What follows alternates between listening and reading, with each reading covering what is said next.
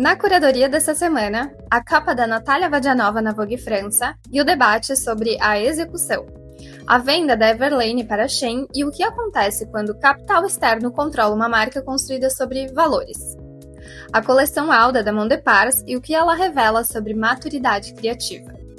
O impacto das canetas emagrecedoras no varejo de moda brasileiro e por que a chegada dos genéricos acelera um movimento que já estava acontecendo. Os sinais de retorno da cor na moda depois de anos do domínio dos neutros e muito mais. Meu nome é Amanda Andreasa e esse é o Trendshot News, curadoria e análise do que está acontecendo no mundo da moda. Prepare seu café e vamos lá! Menina, acabou de sair a capa nova da Vogue França de junho e a internet está em loucura. A primeira matéria dessa semana é sobre a capa da Vogue França de junho e as críticas que ela recebeu logo após o lançamento. A protagonista da edição é a Natália Vadianova, supermodelo russa que aos 44 anos está grávida do seu 6º filho. E esse é justamente o tema central da reportagem: fertilidade, maternidade e as novas formas de pensar o tempo da vida feminina. Mas o que chamou a atenção foi sobre a direção criativa da imagem. Nela, a modelo aparece em uma floresta usando um vestido alaiá da coleção Fall Winter 25-26, combinada com um par de Converse. A composição é extremamente simples, quase casual demais. E foi justamente aí que começou a discussão na internet. Nas redes sociais, muita gente considerou que essa execução ficou abaixo do que se espera de uma modelo desse porte em uma das publicações de moda mais influentes do mundo. A Verena Figueiredo, inclusive, comentou sobre isso e trouxe um ponto bem interessante. A capa, sim, é realmente simples, mas existe algo na expressão de Natália, na tranquilidade de uma mulher vivendo a sua 6ª gestação aos 44 anos, que funciona como um contraponto ao excesso da perfeição que domina o imaginário visual atual. Eu acho que essa leitura faz sentido em um momento em que a inteligência artificial consegue realmente gerar imagens impecáveis em segundos. Existe algo que é quase subversivo em uma fotografia que aposta nessa naturalidade, nessa imperfeição e na ausência de grandes artifícios. Inclusive, esse é um movimento cultural que vale a gente observar. Depois de anos perseguindo essa perfeição visual, a gente começa a perceber uma valorização do que parece mais humano, espontâneo e real, sabem?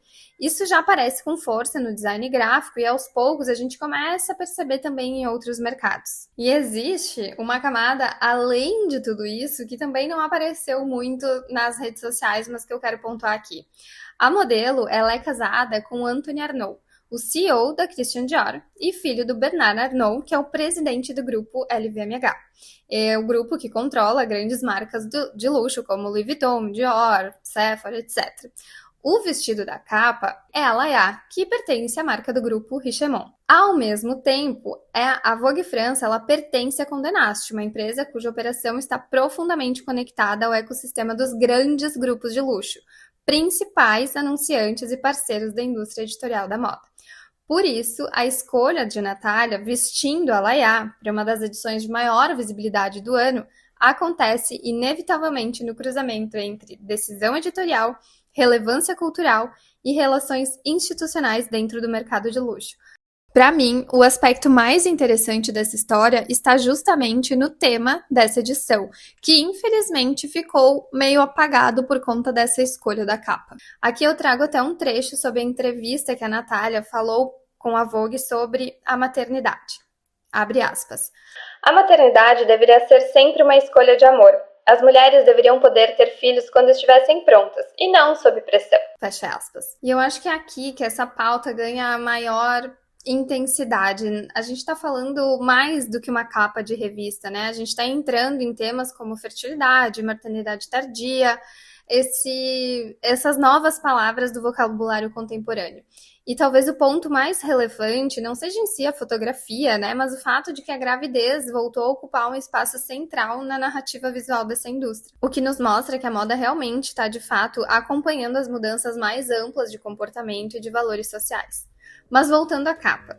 No fim de tudo, eu concordo que existe algo bem libertador na imagem, ela comunica essa serenidade, maturidade, uma visão menos performática da feminilidade. Mas, visualmente, ficou simples demais porque a Vogue França representa. Paris continua sendo uma das capitais globais da moda e a régua criativa dessa publicação sempre foi muito alta. A mensagem que eles deixaram é muito forte, mas a execução realmente, na minha opinião, ficou bem abaixo. Agora, a gente vai falar sobre a venda da Everlane para a gigante do fast fashion, Shein. Vamos aos fatos. A Everlane foi fundada em 2011 por Michael Preissman, com uma proposta revolucionária para a época: transparência radical de preços, cadeia de produção ética e venda direta ao consumidor. Uma pauta toda em cima da sustentabilidade em todos os seus âmbitos.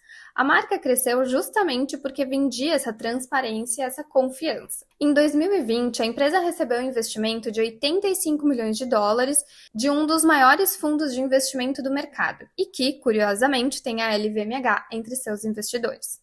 Esse é um momento em que muitas histórias de marca começam a mudar, porque o objetivo de um fundador e o objetivo de um fundo raramente são os mesmos. O fundador costuma pensar em uma visão de longo prazo, já o fundo precisa gerar retorno para seus investimentos dentro de um prazo bem definido e, inevitavelmente, passa a influenciar as decisões de negócios. E esse não é um fenômeno exclusivo do mercado internacional. Se a gente olhar para o Brasil, um caso que ajuda a ilustrar é o da marca Alexandre Herkovich. Após passar por diferentes mudanças societárias e perder o controle sobre a própria operação, o estilista recomprou a marca anos depois. São contextos diferentes, mas a história reforça uma pergunta recorrente na moda: o que acontece com uma marca quando quem controla deixa de ser quem a criou? Mas voltando para a notícia, o fundador da Everlane deixou o cargo de CEO em 2022. Naquele momento, o fundo assumiu o controle e na semana passada eles venderam a marca para a Shein por cerca de 100 milhões de dólares. Uma empresa construída sobre princípios muito diferentes daqueles que deram origem à Everlane. Um fato interessante: o Preissman, que é o fundador, descobriu sobre essa venda apenas 20 minutos antes do anúncio oficial. E pouco depois, ele publicou um texto no LinkedIn dizendo que ainda estava processando a notícia. O que aconteceu com a Everlane é quase um estudo de caso, né? Uma marca construída sobre valores recebe um investimento externo, passa a responder a metas de crescimento cada vez maiores, vê seu posicionamento original enfraquecer ao longo do caminho e termina sendo vendida para uma empresa que representa o completamente oposto daquilo que prometia no início. E para finalizar, a gente expõe uma das questões mais relevantes para o futuro das marcas. Os valores funcionam muito bem como estratégia de crescimento, mas eles só vão permanecer autênticos quando quem controla a empresa também continua comprometido com eles. Porque quando a lógica financeira passa a ser o principal motor desse negócio, os valores deixam de ser a função da marca e passam apenas a ser mais um ativo negociável. Hoje eu vou contar um pouquinho para vocês do desfile, da minha inspiração, da Alda. A avó Alda, para mim, ela é sempre foi uma grande fonte de inspiração de diversas formas. Ela foi uma mulher muito resiliente, muito forte e muito feliz. A terceira matéria desse Trend Shot é sobre o mais recente desfile da Monde Depart, a marca fundada por Sacha Meneghel. A coleção recebeu o nome de Alda, uma homenagem à sua avó materna, costureira responsável pelos primeiros figurinos da Xuxa, e uma figura muito importante na história da família. E essa dimensão afetiva aparece em diversos momentos do desfile. A apresentação começa com uma encenação inspirada em uma lembrança da infância de Alda envolvendo o próprio pai, que costumava brincar de palhaço com ela. A partir daí, a coleção se desenvolve sem grandes novidades estéticas. Foi uma sequência de peças que reforçam aquilo que já vem se consolidando como linguagem da marca. Uma alfaiataria estruturada, construção precisa, tecidos encorpados e uma estética que privilegia a permanência em vez de impacto. Estratégia usada também por marcas longevas do mercado de luxo como Hermès, Five Philo e The Row. Nenhuma delas se reinventam completamente em cada temporada. Elas evoluem e refinam o seu estilo. Afinal, repetição gera desejo. Particularmente, eu tenho gostado muito de acompanhar a evolução da Monde Depart e acho que existe uma coragem na trajetória da Sacha que merece aqui ser reconhecida. O rótulo que ela recebe de Nepo Baby, que é o termo usado para descrever filhos de pessoas famosas e que crescem com portas já abertas pela influência familiar, acompanha qualquer movimento dela. E em muitos casos, isso cria uma expectativa de validação imediata e até uma pressão constante para provar essa legitimidade.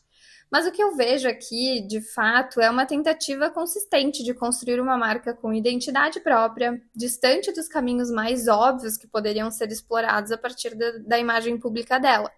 A Mont Depars não nasceu apoiada em brasilidade caricata, em beachwear ou uma estética comercial e previsível.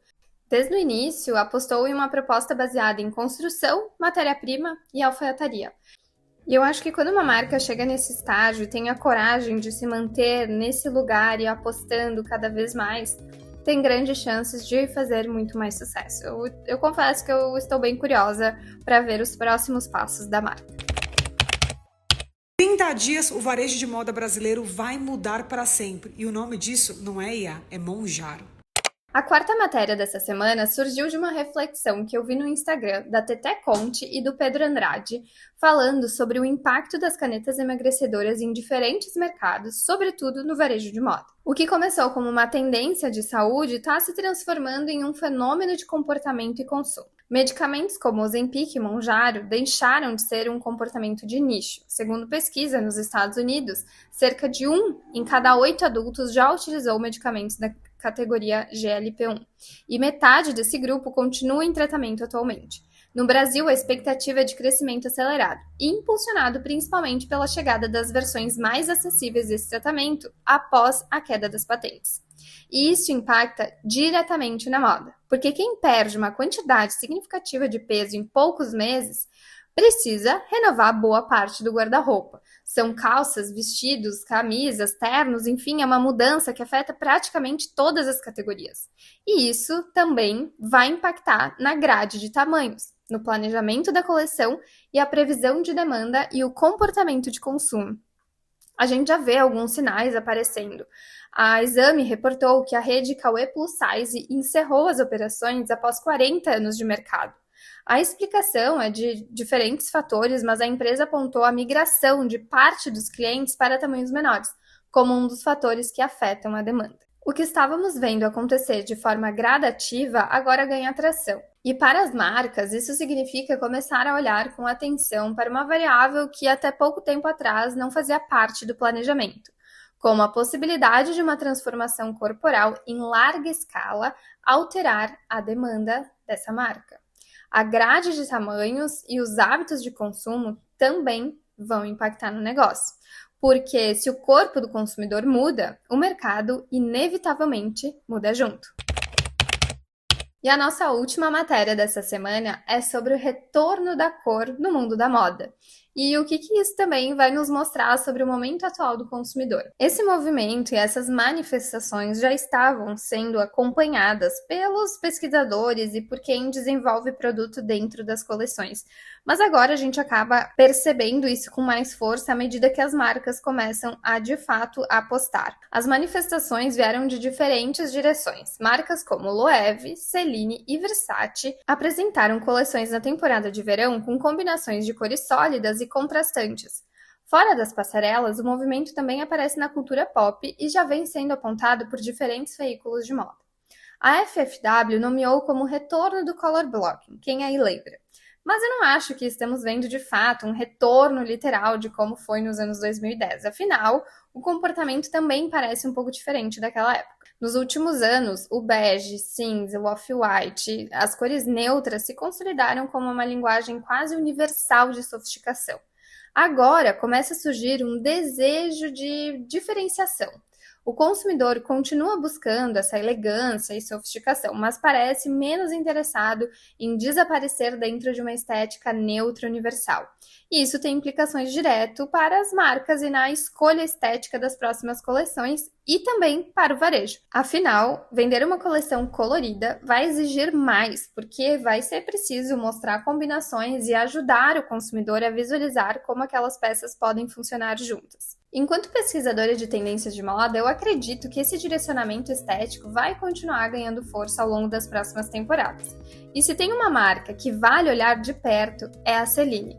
Eles têm feito um trabalho impecável, na minha opinião. Existe um uso muito interessante das cores primárias, especialmente o vermelho, azul e amarelo, combinadas de uma forma extremamente sofisticada e precisa. E agora, os nossos 5 sinais rápidos que movimentaram a indústria essa semana e também merecem entrar no seu radar. Começando com a Riachuelo, que registrou lucro de 5 milhões no primeiro trimestre de 2026. O número pode parecer modesto para essas grandes redes, mas é o primeiro resultado positivo da varejista nesse período em 6 anos. A Riachuelo vinha acumulando prejuízos no primeiro trimestre desde 2020. Por trás dos números está um ciclo de reestruturação iniciado lá em 2023, que combinou revisão de posicionamento e manutenção de operação fabril própria no Brasil. Além disso, os investimentos também vão para os pontos de venda. As lojas vão receber mais tecnologia e uma nova arquitetura. A Samaritain, tradicional magazine parisiense do grupo LVMH, recebe uma pop-up dedicada à criatividade brasileira durante a temporada Cruise. Entre as marcas estarão Farm Rio, Água de Coco, Lapina e Glorinha Paranaguá. É o tipo de vitrine que coloca a moda brasileira em destaque.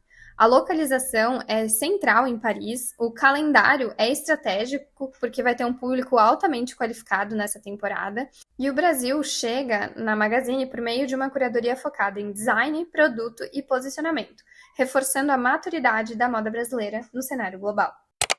E como nosso último sinal da semana, a gente vai falar da chegada da Phoebe Philo no Brasil.